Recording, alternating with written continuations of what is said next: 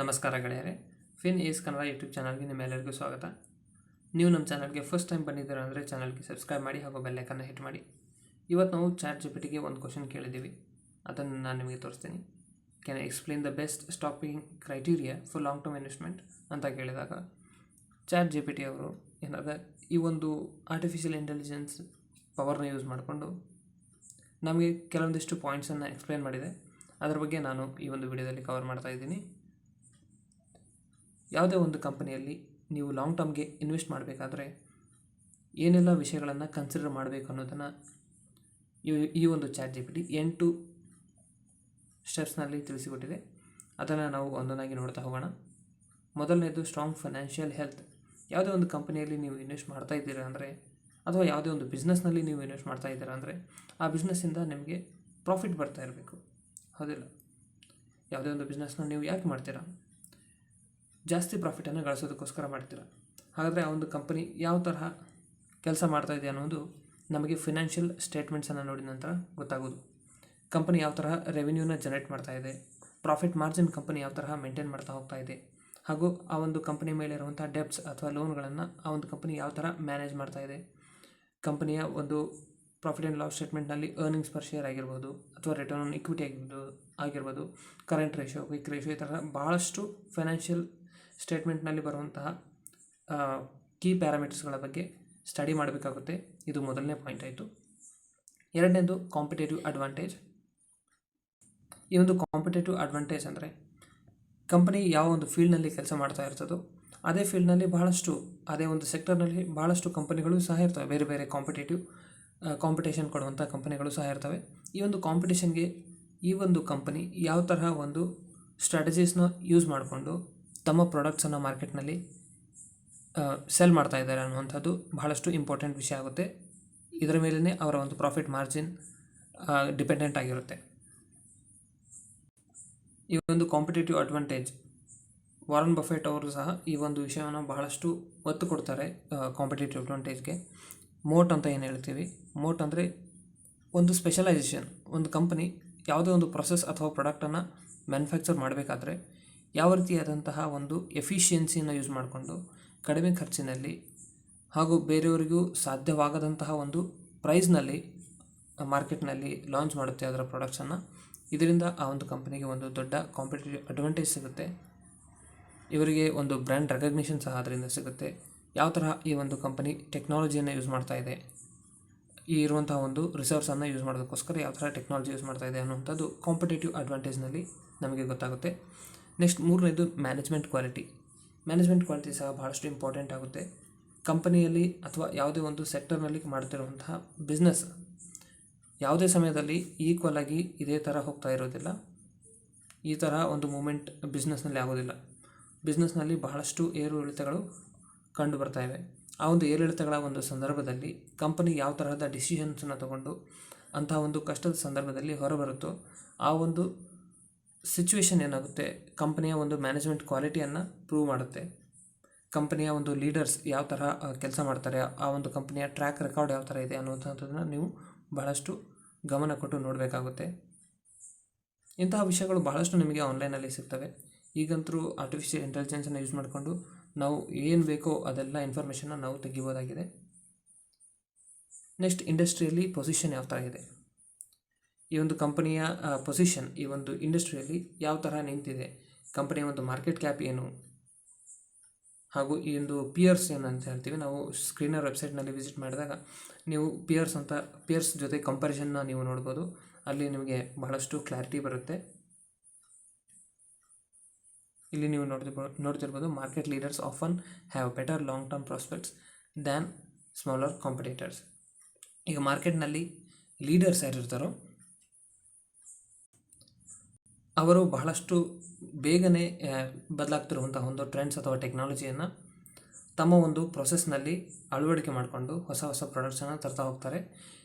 Smaller ಕಾಂಪಿಟೇಟರ್ಸ್ಗೆ ಕಂಪ್ಯಾರಿಸನ್ನಲ್ಲಿ ದೊಡ್ಡ ಒಂದು ಪೊಸಿಷನ್ನಲ್ಲಿರುವಂಥ ಕಂಪನಿಗಳು ಈಸಿಲಿ ತಮ್ಮ ಒಂದು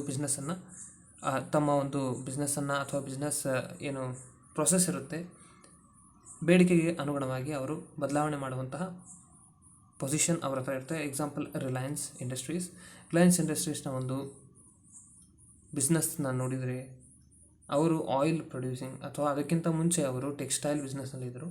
ಟೆಕ್ಸ್ಟೈಲ್ ಬಿಸ್ನೆಸ್ಸಿಂದ ಅವರು ಆಯಿಲ್ಗೆ ಬಂದರು. ಆಯಿಲ್ನ ನಂತರ ಈಗ ನೀವು ನೋಡ್ತಾ ಇರುವಂಥ ಒಂದು ಹಿಸ್ಟ್ರಿನೇ ಸಹ ಅಂತ ಹೇಳ್ಬೋದು. ಈಗ ರಿಲಯನ್ಸ್ ಕಂಪನಿ ಮಾಡ್ತಾ ಇರುವಂಥ ಬಿಸ್ನೆಸ್ಗಳು ಯಾವುದು ಇಲ್ಲ ಅಂತ ಹೇಳೋದಕ್ಕಾಗೋದಿಲ್ಲ. ಆಲ್ಮೋಸ್ಟ್ ಎಲ್ಲ ಬಿಸ್ನೆಸ್ಗಳನ್ನು ಈಗ ಸದ್ಯಕ್ಕೆ ರಿಲಯನ್ಸ್ ಕಂಪನಿ ಮಾಡ್ತಾಯಿದೆ. ಇದು ಸಾಧ್ಯವಾಗಿದ್ದು ಅದರ ಒಂದು ಸೈಜಿಂದ. ನೀವು ನೋಡುತ್ತಿರ್ಬೋದು, ಲಕ್ಷ ಕೋಟಿಗಳಷ್ಟು ಮಾರ್ಕೆಟ್ ಕ್ಯಾಪ್ ಇರುವಂಥ ಕಂಪನಿ ಕ್ಷಣ ಮಾತ್ರದಲ್ಲಿ ತನಗೆ ಬೇಕಾಗಿರುವಂಥ ಒಂದು ಮಾರ್ಕೆಟ್ನಲ್ಲಿ ಹಾಗೂ ಯಾವುದೇ ಒಂದು ಕಂಪನಿಯಲ್ಲಿ ಸಣ್ಣ ಸಣ್ಣ ಕಂಪನಿಗಳನ್ನು ಅಕ್ವೈರ್ ಮಾಡೋದಾಗಿರ್ಬೋದು, ಅದೆಲ್ಲ ಬಹಳಷ್ಟು ಸುಲಭವಾಗಿ ಮಾಡ್ಬೋದು. ಇದು ಸಾಧ್ಯವಾಗುವುದು ಅದರ ಒಂದು ಇಂಡಸ್ಟ್ರಿಯಲ್ಲಿ ಇದು ಮಾರ್ಕೆಟ್ ಲೀಡರ್ ಆಗಿದೆ ರಿಲಯನ್ಸ್, ಎಕ್ಸಾಂಪಲ್ಗೋಸ್ಕರ ಹೇಳಿರೋದು. ಇನ್ನು ಗ್ರೋತ್ ಪೊಟೆನ್ಷಿಯಲ್ ಎಷ್ಟಿದೆ ಅನ್ನುವಂಥದ್ದು ಬಹಳಷ್ಟು ಇಂಪಾರ್ಟೆಂಟ್ ಆಗುತ್ತೆ. ಕಂಪನಿಯ ಒಂದು ಫ್ಯೂಚರ್ನಲ್ಲಿ ಯಾವ ರೀತಿ ಕಂಪನಿ ಗ್ರೋತ್ ತೋರಿಸಬಹುದು ಅನ್ನುವಂಥದ್ದನ್ನು ನೀವು ಗಮನವನ್ನು ಕೊಟ್ಟು ಅಥವಾ ರಿಸರ್ಚನ್ನು ಮಾಡಬೇಕಾಗುತ್ತೆ. ಮಾರ್ಕೆಟ್ನಲ್ಲಿ ಯಾವ ರೀತಿಯಂಥ ಟ್ರೆಂಡ್ಸ್ ನಡೀತಾ ಇದೆ, ಇಂಡಸ್ಟ್ರಿಯಲ್ಲಿ ಏನು ಡೈನಮಿಕ್ಸ್ ನಡೀತಾ ಇದೆ, ಇಂಡಸ್ಟ್ರಿಯ ಡೈನಮಿಕ್ಸ್ ಏನು. ಈಗ ಕೆಲವೊಂದಿಷ್ಟು ಸ್ಟಾಕ್ಸು ಸೈಕ್ಲಿಕಲ್ ಸ್ಟಾಕ್ಸ್ ಇರ್ತವೆ. ಎಕ್ಸಾಂಪಲ್ ಆಗಿ ಹೇಳಬೇಕು ಅಂದರೆ 2020, 2021, 22 ಇಯರ್ಸ್ ಈ ಒಂದು ವರ್ಷಗಳಲ್ಲಿ ಫಾರ್ಮಸ್ಯೂಟಿಕಲ್ ಕಂಪನಿಗಳು ಬಹಳಷ್ಟು ಚೆನ್ನಾಗಿ ರಿಟರ್ನ್ಸನ್ನು ಕೊಡ್ತಾಯಿದ್ವು. ಕೆಮಿಕಲ್ ಇಂಡಸ್ಟ್ರಿ ಸ್ಟಾಕ್ಗಳು ಬಹಳಷ್ಟು ರಿಟರ್ನ್ಸನ್ನು ಕೊಡ್ತಾಯಿದ್ವು. ಈಗ ನೀವು ನೋಡಿದರೆ ಫಾರ್ಮಾ ಹಾಗೂ ಕೆಮಿಕಲ್ ಸೆಕ್ಟರ್ನ ಒಂದು ಸ್ಟಾಕ್ಗಳಲ್ಲಿ ಯಾವುದೇ ರೀತಿಯಂಥ ಮೂಮೆಂಟಮ್ ಬರ್ತಾ ಇಲ್ಲ.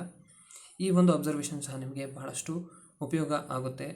ಒಂದು ಸೈಕ್ಲಿಕಲ್ ಸ್ಟಾಕ್ಸ್ನಲ್ಲಿ ಯಾವ ತರಹ ಒಂದು ಇನ್ವೆಸ್ಟ್ಮೆಂಟ್ ಸ್ಟ್ರಾಟಜಿಯನ್ನು ತೊಗೊಳ್ಬೇಕು ಅನ್ನೋಂಥದ್ದು ಇದರಿಂದ ನಿಮಗೆ ಗೊತ್ತಾಗುತ್ತೆ. ಇನ್ನು ವ್ಯಾಲ್ಯೂಯೇಷನ್, ಇದು ಸಹ ಬಹಳಷ್ಟು ಇಂಪಾರ್ಟೆಂಟು.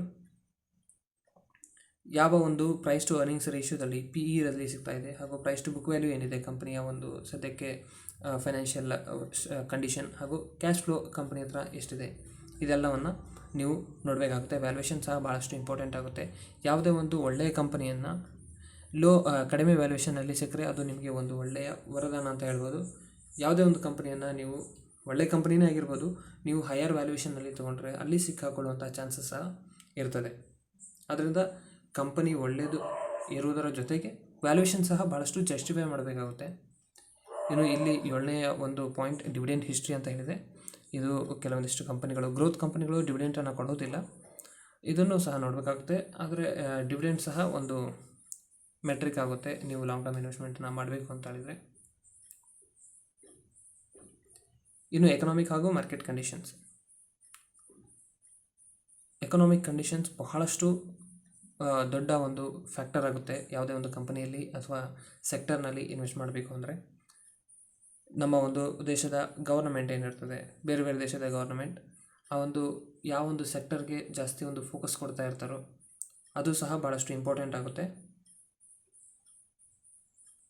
ಬ್ರಾಡರ್ ಎಕನಾಮಿಕ್ ಕಂಡೀಷನ್ಸ್ ಬಹಳಷ್ಟು ಇಂಪಾರ್ಟೆಂಟು. ಇದರಿಂದ ನಮಗೆ ಗೊತ್ತಾಗುತ್ತೆ ಯಾವ ಸೆಕ್ಟರ್ನಲ್ಲಿ ಗ್ರೋತ್ ಜಾಸ್ತಿ ಬರುತ್ತೆ ಅಂತ. ಇನ್ನು ಫೈನಲ್ ಆಗಿ ರಿಕ್ಯಾಪ್ ಮಾಡ್ತಾ ಹೋದರೆ, ಯಾವುದೇ ಒಂದು ಕಂಪನಿಯಲ್ಲಿ ಇನ್ವೆಸ್ಟ್ ಮಾಡೋದಕ್ಕಿಂತ ಮುಂಚೆ ಅದರ ಒಂದು ಫೈನಾನ್ಷಿಯಲ್ ಹೆಲ್ತನ್ನು ನೋಡಬೇಕಾಗುತ್ತೆ. ಆ ಒಂದು ಕಂಪನಿ ಕೆಲಸ ಮಾಡ್ತಾ ಇರುವಂಥ ಒಂದು ಫೀಲ್ಡ್ನಲ್ಲಿ ಕಾಂಪಿಟೇಟಿವ್ ಅಡ್ವಾಂಟೇಜ್ ಇದೆಯೋ ಇಲ್ಲೋ ಅನ್ನೋಂಥದ್ದನ್ನು ನೋಡಬೇಕಾಗುತ್ತೆ. ಕಂಪನಿಯ ಮ್ಯಾನೇಜ್ಮೆಂಟ್ ಕ್ವಾಲಿಟಿ ಯಾವ ತರಹ ಇದೆ ಅನ್ನೋದನ್ನು ನೋಡಬೇಕು. ನೆಕ್ಸ್ಟ್, ಕಂಪನಿ ತನ್ನ ಒಂದು ಸೆಕ್ಟರ್ ಅಥವಾ ಇಂಡಸ್ಟ್ರಿಯಲ್ಲಿ ಆ ಒಂದು ಕಂಪನಿ ಎಲ್ಲಿ ನಿಲ್ಲುತ್ತೆ, ಯಾವ ಒಂದು ಪೊಸಿಷನ್ಗೆ ನಿಲ್ಲುತ್ತೆ ಅನ್ನುವಂಥದ್ದು. ನೆಕ್ಸ್ಟ್, ಮುಂದೆ ಹೋಗಿ ಕಂಪನಿ ಯಾವ ತರಹ ಗ್ರೋತ್ ಪ್ರಾಸ್ಪೆಕ್ಟಸ್ನ ತೋರುತ್ತೆ ಅದನ್ನು ನೋಡಬೇಕಾಗುತ್ತೆ. ಕಂಪನಿ ಸದ್ಯಕ್ಕೆ ಸ್ಟಾಕ್ನಲ್ಲಿ ಟ್ರೇಡ್ ಮಾಡ್ತಾ ಇರುವಂಥ ಒಂದು ಸ್ಟಾಕ್ ಮಾರ್ಕೆಟ್ನಲ್ಲಿ ಟ್ರೇಡ್ ಮಾಡ್ತಾ ಇರುವಂಥ ಪ್ರೈಸ್ ವ್ಯಾಲ್ಯೂಯೇಷನ್ಗೆ ಜಸ್ಟಿಫೈ ಮಾಡ್ತಾ ಇದೆಯೋ ಇಲ್ಲೋ ಅನ್ನೋಂಥದ್ದನ್ನು ನೋಡಬೇಕಾಗುತ್ತೆ. ಡಿವಿಡೆಂಟ್ ಅಥವಾ ಕಾರ್ಪೊರೇಟ್ ಹಿಸ್ಟ್ರಿನೂ ನೀವು ಇಲ್ಲಿ ಕನ್ಸಿಡರ್ ಮಾಡ್ಬೋದು. ಕಂಪನಿ ಡಿವಿಡೆಂಟ್ ಕೊಡ್ತಾ ಇದೆಯೋ, ಬೋನಸ್ ಕೊಡ್ತಾ ಇದೆಯೋ ಅಥವಾ ಸ್ಪ್ಲಿಟ್ ಆಗಿದೆಯೋ ಇಲ್ಲೋ, ಇದೆಲ್ಲ ವಿಷಯಗಳನ್ನು ನೀವು ನೋಡಬೇಕಾಗುತ್ತೆ. ರೈಟ್ ಇಶ್ಯೂ, ಈ ಥರದ ಭಾಳಷ್ಟು ಕಾರ್ಪೊರೇಟ್ ಆ್ಯಕ್ಷನ್ಸ್ ಇರ್ತವೆ ಕಂಪನಿಯ ಒಂದು ಸ್ಟಾಕ್ನಲ್ಲಿ. ಇನ್ನು ಎಕನಾಮಿಕ್ ಹಾಗೂ ಮಾರ್ಕೆಟ್ ಕಂಡೀಷನ್ಸ್ನ ಸಹ ನೀವು ನೋಡಬೇಕಾಗುತ್ತೆ. ಇದೆಲ್ಲ ಬ್ರೈಫಾಗಿ ಸಮಯದಲ್ಲಿ ಹೇಳಿದ್ದೇವೆ. ಇನ್ನು ಈ ಒಂದು ವಿಡಿಯೋ ನಿಮಗೆ ಚೆನ್ನಾಗಿ ಅನಿಸಿದರೆ ವಿಡಿಯೋಗೆ ಲೈಕ್ ಮಾಡಿ. ನೀವು ಇನ್ವೆಸ್ಟ್ಮೆಂಟನ್ನು ಶುರು ಮಾಡಿಲ್ಲ ಅಂದರೆ ಡಿಸ್ಕ್ರಿಪ್ಷನ್ ಬಾಕ್ಸ್ನಲ್ಲಿ ಲಿಂಕ್ ಇದೆ, ನೀವು ಅಲ್ಲಿಂದ ಅಕೌಂಟನ್ನು ಓಪನ್ ಮಾಡಿ ಇನ್ವೆಸ್ಟ್ಮೆಂಟನ್ನು ರೈಟ್ ಅವೇ ಶುರು ಮಾಡಬಹುದು. ಹಾಗಾದರೆ ನಾವು ಮುಂದಿನ ವಿಡಿಯೋದಲ್ಲಿ ಸಿಗೋಣ. ಅಲ್ಲಿವರೆಗೆ ಧನ್ಯವಾದ. ಜೈ ಹಿಂದ್, ಜೈ ಕರ್ನಾಟಕ ಮಾತೆ.